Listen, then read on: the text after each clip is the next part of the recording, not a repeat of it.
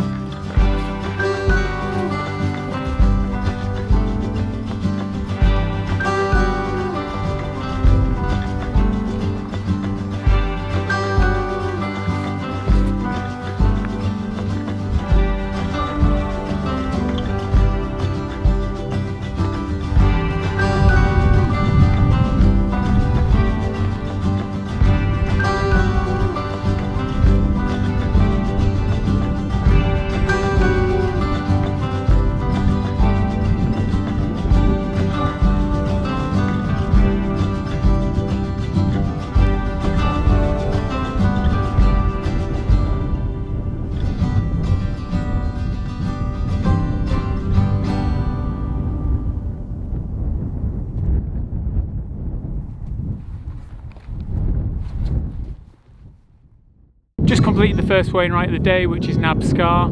It was quite steep coming up from Rydal Water, a bit steeper than I anticipated, and it's pretty windy, so I've just dropped down a little bit. The summit's just up here and it's a beautiful day, but yeah, the wind's certainly quite strong. Let's see what Alfred Wainwright had to say about Nab Scar. Nab Scar is well known. Its associations with the lake poets who came to dwell at the foot of its steep wooded slopes have invested it with romance, and its commanding position overlooking Rydal Water brings it to the notice of many visitors to that charming lake. It is a fine abrupt height with rough craggy south face. On the flanks are easier slopes. Elevated ground continues beyond the summit and rises gently to Heron Pike. Nab Scar is not a separate fell, but it is merely the butt of a long southern ridge of Fairfield, which ultimately is going to be the highest point on the Fairfield circuit I'm doing today. And as Mr. Wainwright alludes to, Heron Pike will be my next Wainwright.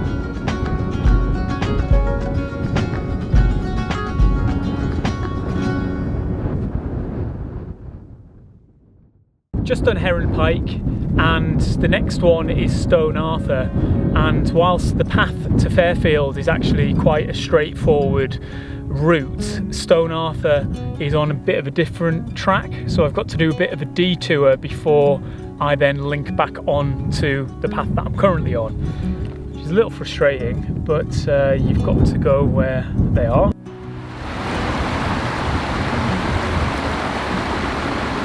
From Heron Pike I've just come down a pretty steep section, and I can't say I was too happy about it, to be honest. It was a little bit sketchy in places. There are signs of a path, and there's also signs of people. Like I saw a few gloves and things sort of intermittently being dropped, but it doesn't look like a clear route by any means, and it's very steep coming down into the valley area where the stream is here. So I'm glad I made it down safely to this point, and then I've got to ascend up behind me to get to the next part. And yeah, I'm not entirely sure whether I've stayed true to the route or not. It appeared that I did through my GPS, but there's something not right about the way that I've come down. So it's just a little reminder to always double check the map, kind of plan ahead, look at the route in advance. You do get a little bit disorientated at times, even though it's a beautifully clear day.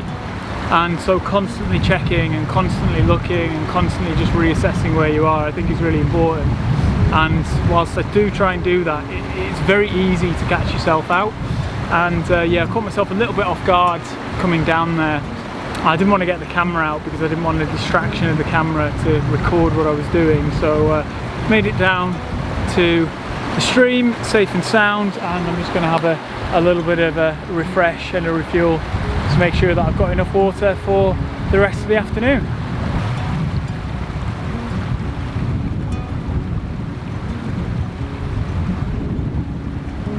I'm currently on the way up to Stone Arthur, which would be the third Wainwright of the day, and the route has thrown me a little bit getting here. It's not the easiest path, and I think I'm going to call it a day. I set out with every good intention of doing all 9 of the Wainwrights today, but I'm currently about 16.5 kilometers in, about 4 hours, and the route should take between 6 to 8. I always add on a little bit of time because of filming, but I'm just not feeling all that brilliant about facing another 5-6 hours today. It feels like it might be pushing my boundaries a little bit too much, and whether that's because I didn't sleep very well last night, I started off a little bit later today, or the steepness of the initial ascent and the wind, maybe all of those factors adding up, maybe none of those factors. But it feels like if I stay out today, I'm really going to be testing myself and pushing myself a little bit harder than I'd really like to. As much as it'd be great to complete these circuits in one foul swoop each time, I think it's always best to just self-manage, and even though I could keep going today, I just think I'm going to put a pin in it, and then I'm going to come back and I'm going to complete this loop, I think, from the other side round. Certainly this path that I've taken towards Stone Arthur is not clear and obvious, and I don't want to get confused or lost. Maybe I already am, I don't know, but I can certainly see a path out from here, and I think I'm going to take that. So yes, this episode is to be continued.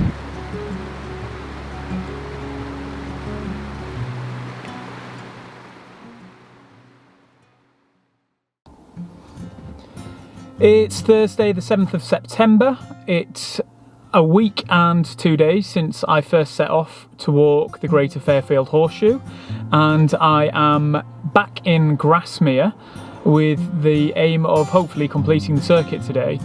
So it was Stone Arthur that was the Wainwright that sort of threw me a little bit last week.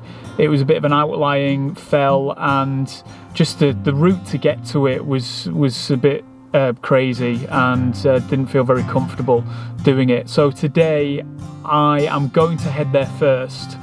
I initially thought about doing the circuit the other way around and sort of starting where I would have finished last time, but I thought no, I'll start off with Stone Arthur and I'll access it from more of a direct route, from which I should then be back effectively onto the path that I started off last week. So today is apparently going to be the hottest day of the year. It's a little bit cloudy at the moment, but I'm expecting that the cloud will break and the sun will come out, and hopefully we'll be in for a great day with some cracking views.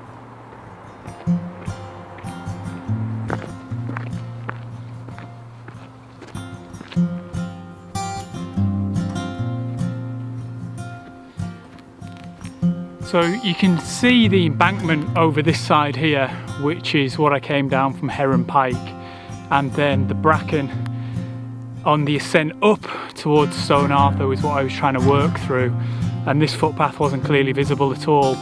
So the track that I'm coming up now directly from Grasmere is so much more accessible and so much easier. And looking over this way now from this side, it's just bits and pieces of track you can kind of see and make out, but it's, yeah, pretty sketchy really, and I wouldn't recommend it necessarily on the best of days, never mind when the weather might be a little bit kind of cooler and damper or a bit of snow on there. It would definitely be one to avoid if you were thinking of doing this route. So I'm pretty happy with the fact that I didn't end up making it up through this way and that I'm kind of taking this easier path today. It's just so much more enjoyable. So let's push on towards Stone Arthur.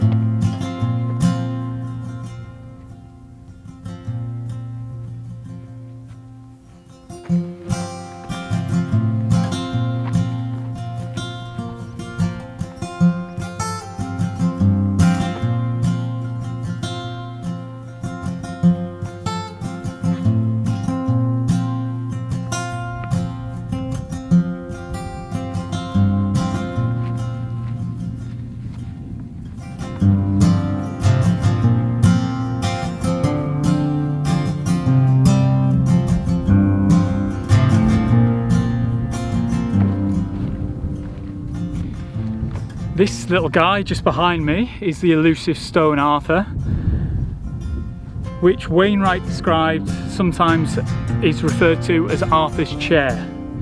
The elevation's 1,652 metres and there's some pretty great views down to Grasmere from up here.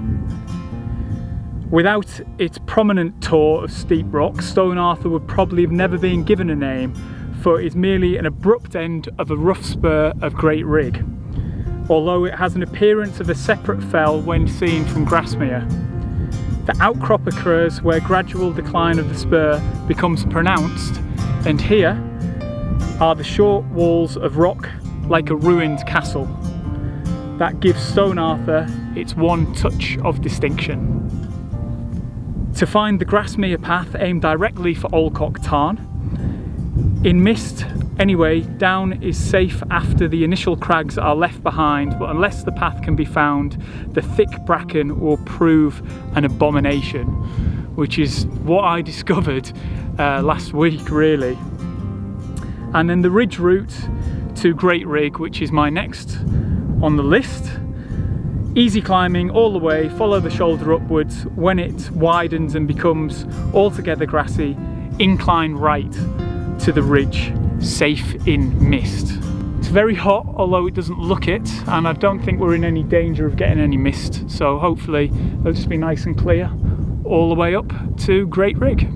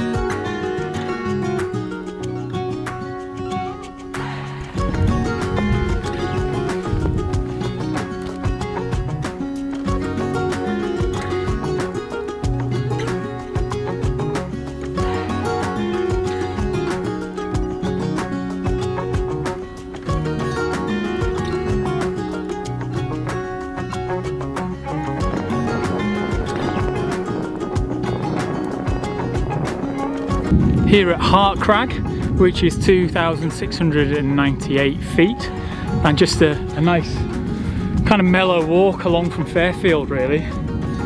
Midway along the high level traverse between Fairfield and Dove Crag is the rough top of Hart Crag, occupying a strategic position overlooking 3 valleys. The summit area is relatively small, its level top being about 120 yards along, having a cairn at each end.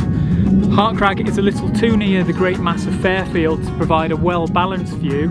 The panorama in other directions is extensive, but the picture as a whole is disappointing, according to Mr. Wainwright.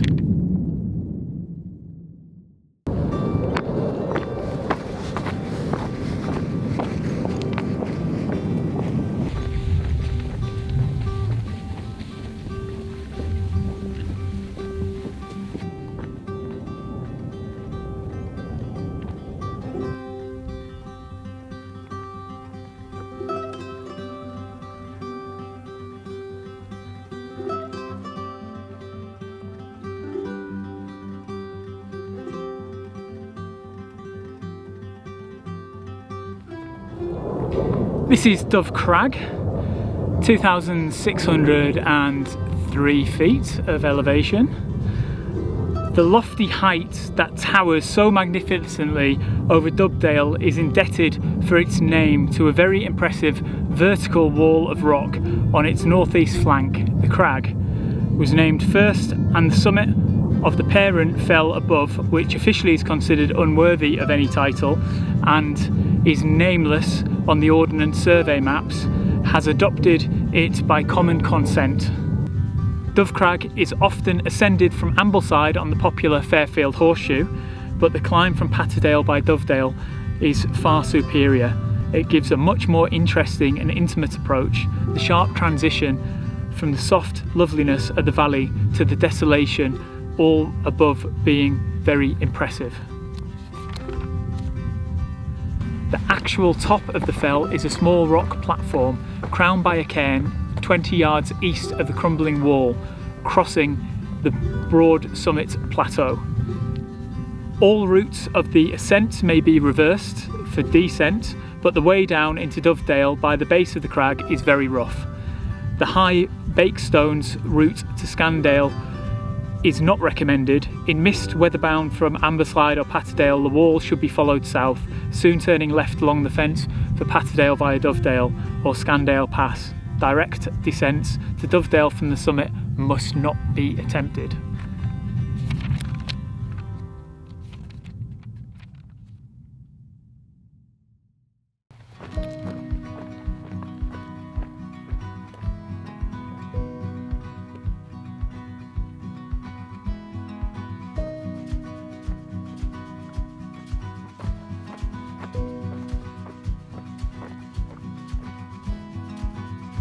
Got High Pike just behind me, 2,155 feet, which is sometimes referred to as Scandale Fell. Everest enthusiasts will liken the 2 pronounced rises on the long southern spur of Dove Crag to the first and second steps on the famous north-east ridge, but imagination would indeed have to be vivid to see the grassy dome of Dove Crag any resemblance to the icy pyramid, that highest of all peaks. The first rise is Low Pike, the second is High Pike. The latter, with its cairn perched on the brink of a shattered cliff, is the most imposing object seen from Scandale, which lies far below. Some authorities refer to High Pike as Scandale Fell, but the latter name is more properly applied in a general way to the whole high ground enclosing Scandale, bottom to north and west. A traveller along the ridge cannot help but notice the wall. It accompanies him all the way and its intimacy becomes a nuisance. However, it is well worthy of notice, particularly on the steepest rises of the southern summit, where the method and style of construction in persevering horizontal courses, despite the difficulties of the ground, compel admiration. It should be remembered too that all the stone has to be found on the fell and cut to a shape on the site. Witness here a dying art. It is pretty impressive when you do look at the walls and just the constructions of the footpaths as well. You can see in certain places where they're doing repair work to that, which I believe is all volunteer led, and it's quite phenomenal the amount of effort that goes into just protecting the pathways on these fell walks.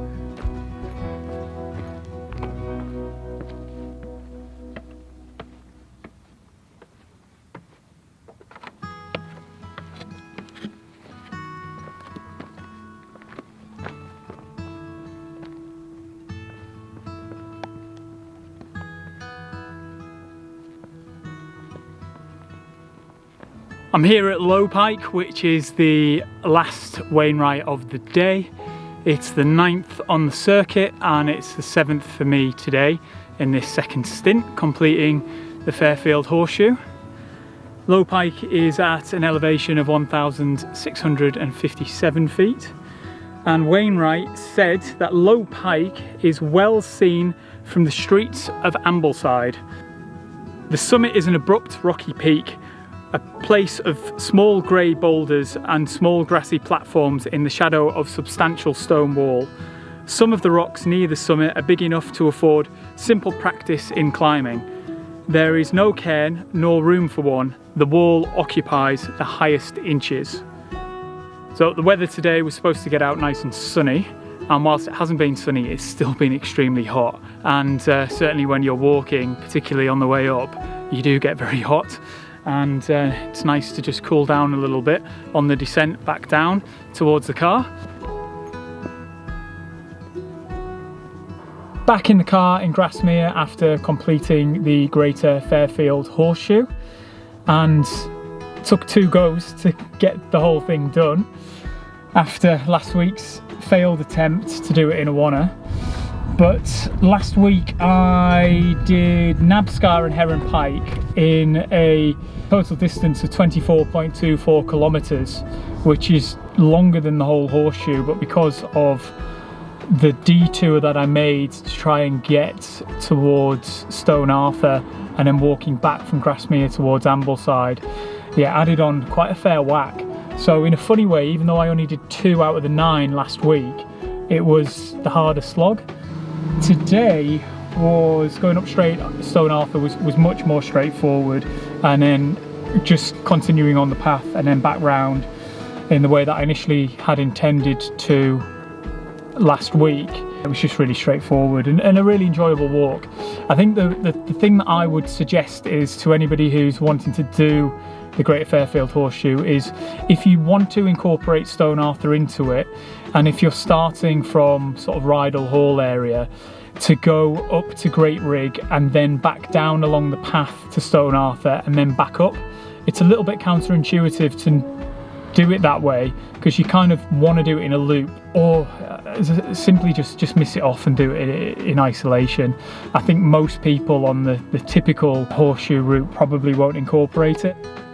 The total today in distance was 17.38 kilometres and total elevation gain of 973 metres. I did 772 metres elevation last Tuesday.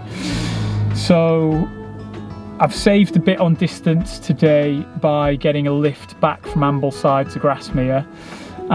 Instead of doing the walk, yeah, it would have been an hour and a half walking, and I'm not bothered that I didn't come along the road. It wasn't really going to add anything onto my day or add any value. So yeah, that's something to consider as well if you are doing the true horseshoe.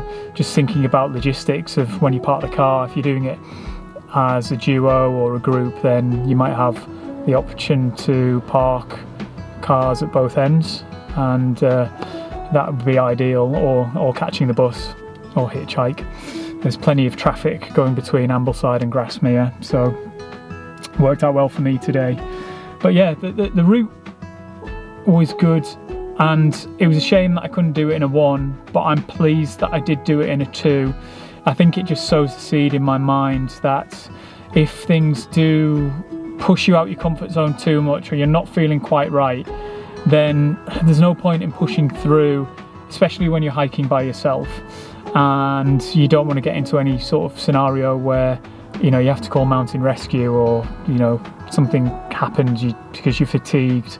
So I think there's a good lesson to be learnt there, but there's no reason why the horseshoe couldn't be done in one foul swoop if you think about in advance how you incorporate or don't incorporate that Stone Arthur Wainwright into the equation. But yeah, that's the third circuit done. Thank you for watching and tuning in. I'll see you in the next one.